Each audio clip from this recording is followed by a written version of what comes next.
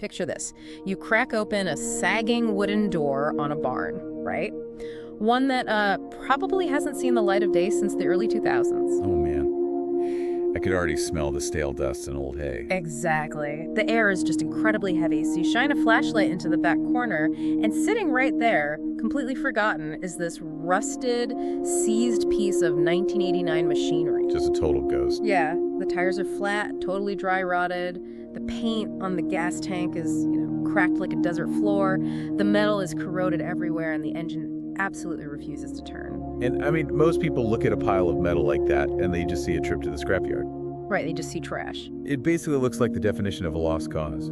Decades of neglect tend to do that, and honestly, the rational response for most folks is to just walk away. But today, we are doing the exact opposite. Welcome to today's custom deep dive, where we are exploring a detailed roadmap of resurrection. I love that phrase. It really fits. We're looking at the full teardown and rebuild of a 1989 Kawasaki ZXR400 sport bike. And the kicker: Oh, the price is the best part. it was bought in this totally seized, ruined state for just $300. $300 for a sport bike. Unbelievable. Right, so our mission today is to uncover the exact mechanics, the hidden economics, and the sheer willpower it takes to bring a totaled 35-year-old machine back from the dead. It's a massive undertaking. Okay, let's unpack this, because before we get our hands dirty with the grease and the rust, we really need to establish why someone would look at this specific pile of oxidized metal and decide, hey, this is worth the blood, sweat, and tears. Yeah, why not just head to a dealership, right? Exactly. Why not put a down payment on a brand new motorcycle with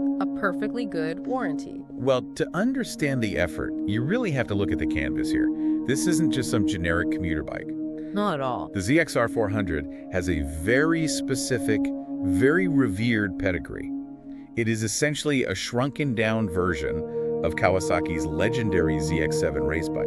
Right, but packing a 399cc inline four-cylinder engine, which, I mean, is an incredibly small displacement for an inline four. Usually those engines are massive. So totally. But the stats on this thing tell a completely different story. Yeah, it produces around 59 horsepower, but the entire motorcycle weighs under 400 pounds. That is absurdly light, And it has a red line of 12,000 RPM. which just screams. It does. I look at it kind of like the hyperactive little sibling of a heavyweight fighter, It doesn't carry the sheer mass of the big bikes, but that power-to-weight ratio combined with that screaming RPM limit. It makes it built for pure aggression on a curvy road. Exactly. And if we connect this to the bigger picture, we really have to look at Japanese manufacturing and licensing laws back in the late 80s and early 90s. Right, the legal landscape shaped the engineering. Absolutely. In Japan at that time, getting a motorcycle license for anything over 400cc was incredibly difficult and very expensive. So the manufacturers had to adapt. Exactly. Yeah. They responded by creating these hyper-complex, massively over-engineered sub-400cc machines. They basically crammed all their best racing technology into these smaller bikes. Which is wild. It is. And because of that, this was a JDM machine built specifically for the Japanese domestic market. It was never officially sold in the United States. So finding one just sitting in a barn in the U.S. is a massive rarity. A needle in a haystack. But, the reality of this specific find is pretty brutal. The seller drops that classic line, right? It ran when parked. Oh, they always say that. Always. But the truth reveals itself pretty quickly. The engine won't turn, the brakes are completely frozen solid. Just fused together. Yeah, the fuel lines have rotted away to nothing. And the source notes mention the fluid in the front suspension forks is, quote, emulsified. Yeah, that's a gross word. That happens when water slowly creeps past the old rubber fork seals over decades. So it just mixes in. Right, the water mixes with the hydraulic oil inside, Right. and instead of a smooth, lubricating fluid, Yeah. you get this thick, milky sludge. Yeah. It looks like a bad latte. Yeah. It's a textbook sign of profound neglect. Yet underneath all that sludge and rotted rubber, the source material notes that the bike has good bones. Which is crucial. Right, like the frame had some surface rust, but there were no actual cracks. Well, the late 80s were really a golden age for Japanese engineering. They overbuilt these frames. So they can take a beating. Oh, easily. And when you have a solid, uncompromised foundation, like a perfectly uncracked aluminum frame, the monumental effort to save the machine actually becomes justified. It's not just throwing money in a pit. Exactly. You aren't just fixing up an old bike, you are preserving a piece of peak engineering history that manufacturers simply don't build anymore. So you have this potential hiding under all the decay, but now you have to confront the biggest hurdle. The engine is completely seized. A mechanic's nightmare. Right, it won't turn over by hand at all.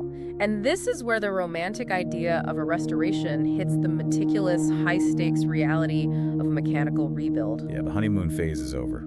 Totally over. So the first rule the builder follows is disassembling absolutely everything before buying a single replacement part. You have to eliminate surprises. Ordering parts before you know the extent of the internal damage is just a great way to blow your entire budget on day one. Makes sense. So pulling that engine requires dropping the 4 exhaust headers, disconnecting the entire carburetor bank. Draining whatever nasty fluids are left inside. Right, and physically pulling the motor out from the bottom of the frame just to get it onto a workbench. It's heavy work, but once it's on the bench, the real forensics start. Yeah, they find out exactly why it seized. Cylinders 2 and 3 have surface rust scoring because moisture managed to get in through the old air filter over the years. Just from sitting in a damp barn. Exactly. But here's where I kind of want to push back on the builder's process a bit. Okay, let's hear it. Because I read about this painstaking process of letting the engine soak, but why not just use brute force? I mean, you have the engine out. Put a massive breaker bar on the crankshaft, get some leverage, and just force the rust to break loose. Oh, please no. Or, alternatively, hop online and buy a used replacement engine to swap in. Save yourself weeks of labor. Okay, applying brute force to a seized engine, especially one engineered to spin at 12,000 RPM, is a catastrophic mistake. Really, just forcing it a little bit. Yes. If you force a rusted piston through a dry, scored metal cylinder, you are gouging the metal walls. You're completely destroying the incredibly tight tolerances required for the engine to hold compression. Oh, wow. Yeah, you essentially turn a fixable engine into scrap metal instantly. Okay, that makes sense. Instead, you rely on chemistry. You fill those cylinders with penetrating oil, and you wait overnight at a bare minimum. So you're just letting the oil seep into the microscopic gaps between the piston rings and the cylinder wall. Right, it takes time. And as for your other idea, buying a used replacement engine, that's a massive gamble. Because you don't know what you're getting. Exactly. You might just be buying someone else's seized barn find. By rebuilding the engine you already have, you control all the variables. You know exactly what's inside. Which leads us to the machine shop gamble. They finally get the pistons out and send the cylinder block to a professional to see how deep that rust scoring actually goes. Yeah, this is a tense moment for any builder. I bet. They use a micrometer to measure the wear down to the 1,000th of an inch. And if the scoring is too deep, they have to bore out the cylinders. Which means physically cutting away metal to make the holes bigger. Right, and then they'd have to buy custom oversized pistons, which gets really expensive very quickly. But the machine shop delivers good news here, though. Cylinders 2 and 3 were the absolute limit of the standard specification, but still barely within it. Talk about lucky. Very. That tiny margin meant they could skip the expensive boring process. Instead, they just gave the cylinders a fresh home. Honing is where they use those spinning abrasive stones to put tiny microscopic crosshatches on the cylinder walls, right? That's it, exactly. Those crosshatches actually give the engine oil something to cling to, ensuring the new piston rings glide smoothly. Wow. Yeah, that single measurement at the machine shop saved them between $300 and $400. A huge win for the budget.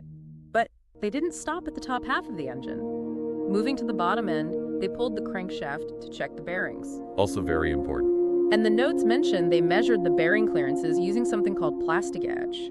I saw this and thought it sounded bizarre. It does sound a bit crazy. Right. You're trying to measure microscopic gaps in solid metal, and you use a piece of plastic. It sounds totally counterintuitive, but plastic edge is brilliant. It's essentially a tiny, precision extruded thread of wax or plastic. Okay.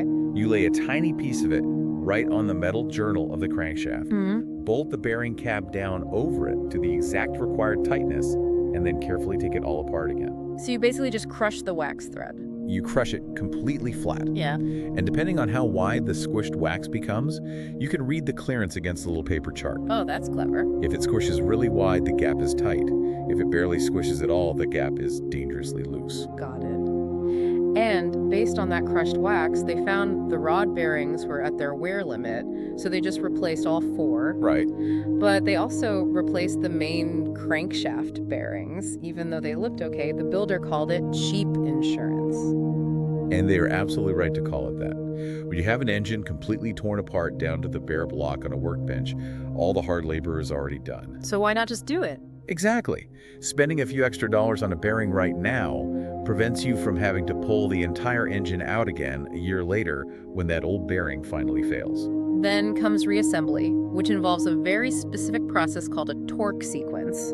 Because apparently, you can't just take a wrench and tighten the cylinder head bolts until your arm gets tired. No, definitely not. The metal in a cylinder head might look rock solid, but under the extreme clamping force of those bolts, it actually flexes. Really? Solid metal flexes? It does. If you tighten one side completely before starting on the other, you will warp the metal. The standard procedure is a crisscross pattern, starting from the center bolts and slowly working your way outward. Oh, I see. It's almost like putting a screen protector on a phone or a decal on a window. That's a perfect analogy. You start smoothing it from the very center and work the bubbles out to the edges. Because if you just stick down the four corners first, the middle bubbles up and the whole thing is ruined. Spot on. If you warp that metal cylinder head by rushing the bolts, the head gasket won't seal, you'll lose all your engine compression, and the whole rebuild is ruined before it even fires. So patience really pays off. You now have this beautifully reassembled, perfectly torqued hunk of metal. It's a great feeling. But a block of metal is just a heavy paperweight if it doesn't have fuel and air. The mechanical heart needs to breathe. Which brings us to what might be the most notoriously misunderstood part of vintage machinery: the carburetors. Oh boy.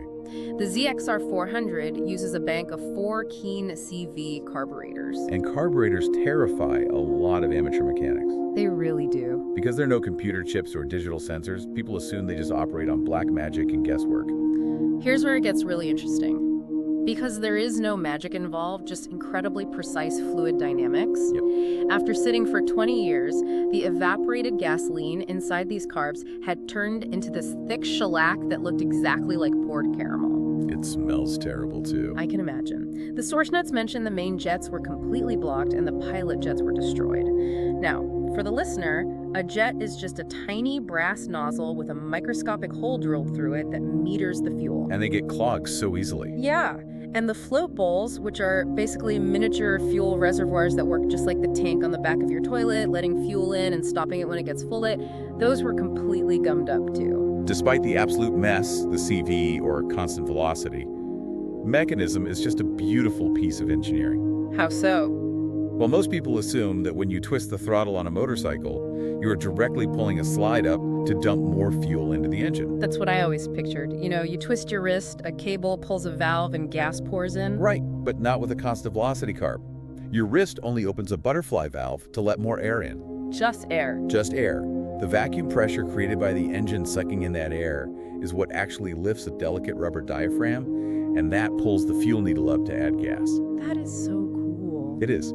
The engine is essentially demanding the exact amount of fuel it needs based on airflow, rather than the rider forcing fuel down its throat. Wow. So to clean this caramel mess, they put the disassembled carburetors into an ultrasonic cleaner. They didn't just scrub them with a toothbrush. You'd be scrubbing for weeks. Right. I looked into how these cleaners work, and it's fascinating. It's a bath of cleaning solution that uses high-frequency sound waves to create something called cavitation.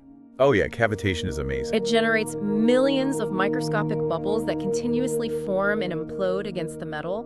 It's like having millions of microscopic scrub brushes getting into the tiny fuel passages that no human tool could ever reach. And the best part is it removes the shellac without damaging the soft aluminum bodies. That's super important. Yeah. Once they are cleaned and blown out with compressed air to confirm flow, the builder has to perform the final crucial step, which is bench sinking. Okay, I want to go back to an analogy here. I like to think of these 4 carburetors like a precision musical quartet. Oh, I like that. If you have 4 musicians, they all need to be reading the same sheet music and playing in perfect harmony. In this engine, the vacuum created by the cylinders is the conductor's baton. Right. The musicians of the 4 carburetors have to respond to the conductor's subtle pulls with the exact same volume of fuel. What's fascinating here is how you ensure that harmony before the carbs ever go back on the bike.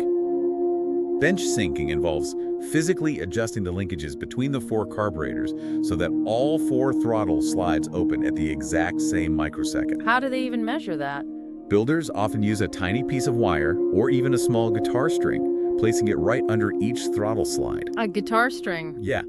They adjust the screws until the wire experiences the exact same drag when pulled out from under each of the 4 slides. That's brilliantly simple. Isn't it? But if you skip this, the engine will stumble, it will run rough, and you'll honestly think your entire engine rebuild failed when really your Quartet is just out of tune. Okay, so the engine is sorted, the carbs are synced, and the powertrain is finally ready to scream to 12,000 RPM. Yes. But you can't strap a rocket to a rusted shopping cart. Definitely not. Now you have to make sure the chassis can handle that speed, and more importantly, that it can stop. Stopping is key. So the frame was stripped, blasted completely clean of the old corrosion, and coated in a period-correct satin black. Nice.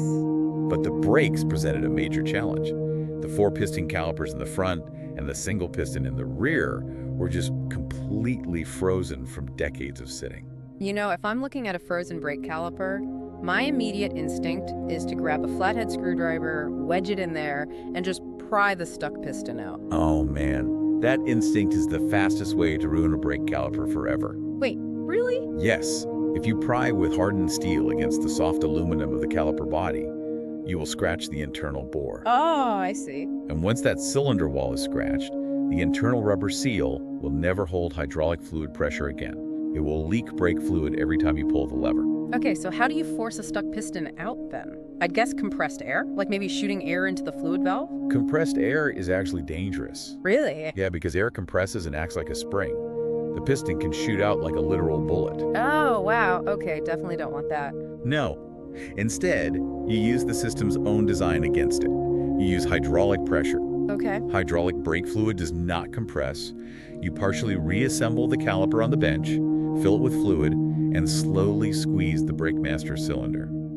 The immense, completely even fluid pressure slowly pushes the stuck pistons out without scratching the delicate internal walls. Work smarter, not harder. Exactly. Once the calipers were finally free, they upgraded the old rubber brake lines. Apparently, old rubber expands when you squeeze the brakes, making them feel spongy. Which is terrifying at high speeds. Absolutely. So they swapped them for braided stainless steel lines, which don't expand at all, forcing all that fluid pressure directly into the brake pads. It makes a massive difference in stopping power. After that, it was the cosmetic resurrection, repairing the cracked fiberglass fairings, sealing the rusted fuel tank from the inside, and applying that iconic red and white Kawasaki racing livery. Plus polishing the aluminum engine cases until they look like actual mirrors. It all builds to the emotional peak of the restoration. The fluids are poured in, the battery is hooked up. The moment of truth. You can almost feel the tension in the source notes. The key goes in, the choke is pulled to richen the fuel mixture, they hit the starter button. Yeah. The first crank, nothing. Just the high-pitched whine of the starter motor. The fresh fuel is still making its way down from the tank, filling those clean float bowls. Right, you have to give the system a moment to pressurize and wake up. Then the second crank, it sputters. A slight pop from the A exhaust. sign of life. And then, on the third crank, the engine catches. At first, it's a little rough, burning off some residual oil, but as it warms up, it settles into a smooth, rhythmic idle. That is just incredible. 4 cylinders, built in 1989, completely dormant since 2002, coming back to life. Think about that for a second. The feeling of turning a key on a machine you built from a rusted box of parts and hearing it scream to life. It highlights exactly why people put themselves through this painful process. I mean, this isn't just about turning wrenches. What is it about? It's about the connection between human intention and dormant machinery. Someone cared about that bike decades ago, and then it was abandoned. By rebuilding it, you are restoring the dignity of the machine. And the payoff is getting it out on the road. Taking this lightweight, peaky inline 4 out and feeling it pull hard all the way to maximum RPM. Yes. A small displacement bike that practically demands you keep the revs high. I mean, it makes absolutely no sense for wide, straight American highways. None at all. And that is exactly why it's intoxicating. It's a purely analog experience. There are no traction control computers or ride-by-wire throttles saving you from your own mistakes. Just you and the machine. Exactly. You feel the mechanical action of the carburetors, the direct bite of the hydraulic brakes, all working in perfect harmony underneath you. Okay, let's run the final ledger. What did it actually take to get here financially? Let's hear the damage. The initial purchase of the rusted bike was $300. The parts and machining, including $420 for the engine rebuild, $85 for the carburetors, $200 for paint and bodywork, $110 for rebuilding the brakes, $60 for the fork suspension, $95 in random hardware, and a $1 in $80 for the machine shop services. All that came out to about $1,150. Okay. So total investment, roughly $1,450. And a fully sorted, running, road-ready ZXR400 in that condition is valued at over $4,000 today, simply because they are so rare to find in North America. So what does this all mean? The financial flip is obviously great. Taking $1,450 and turning it into a $4,000 asset is a solid return on investment. Definitely. But reviewing the sheer hours of labor and patience involved, the real profit isn't the monetary margin. The real profit is the capability to look at a complete disaster and say, I know how to fix this. This raises an important question. We live in an era entirely surrounded by disposable technology. Oh, absolutely. We carry smart devices glued together in ways that make them deliberately unrepairable. When a screen cracks or a battery dies, the default action is just to throw it away and buy the newest model. Right. What happens to our own sense of agency when we stop fixing broken things? When we lose the ability to understand how the mechanical objects in our lives actually function? We just become passive consumers, entirely dependent on buying the next new thing rather than maintaining what we already have. Perhaps the real value of a deep restoration like this isn't the motorcycle itself. The finished bike is beautiful and fast, yes. For sure. But the true value is the reminder that we still have the power to reverse decay. That with enough patience, a micrometer, penetrating oil, and a willingness to learn how a mechanism works, we could put the pieces back together. Think back to that barn you imagined at the very beginning of this deep dive. The rusted metal, the seized engine, the heavy smell of neglect. The world saw a lost cause. But the mechanic saw a pulse. And the next time you look at something broken, maybe you'll see a pulse too.